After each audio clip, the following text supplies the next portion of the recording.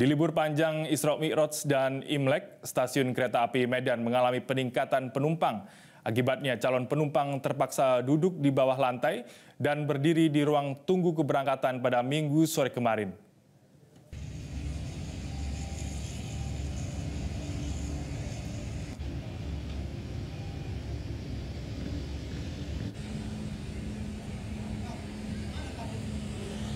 Menurut manajer Humas PT KAI Divre 1 Sumatera Utara, Anwar Solikin, untuk masa angkutan libur kali ini sebanyak 37.340 tiket disediakan berbagai tujuan.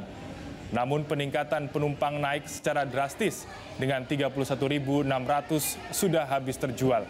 Sehingga secara persentasenya jumlah tersebut mencapai 85% dari total tiket yang disediakan pada periode 25 sampai 29 Januari 2025. Atas meningkatnya dan kepadatan itu, pihak Kereta Api Sumatera Utara menambah perjalanan satu kereta kelas ekonomi dari rute terdekat sampai rute terjauh, yaitu Medan, Rantau Prapat, Kabupaten Labuhan Batu, wilayah perbatasan Sumut, Riau.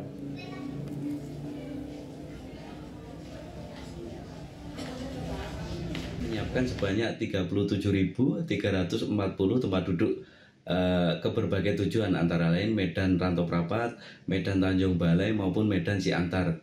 Untuk update per hari ini secara keseluruhan kami telah menjual sebanyak 31.600 tempat duduk yang telah kita sediakan. Masih ada beberapa kereta yang masih tersedia, antara lain kereta KA Sribila Utama relasi Medan Rantau Prapat PP.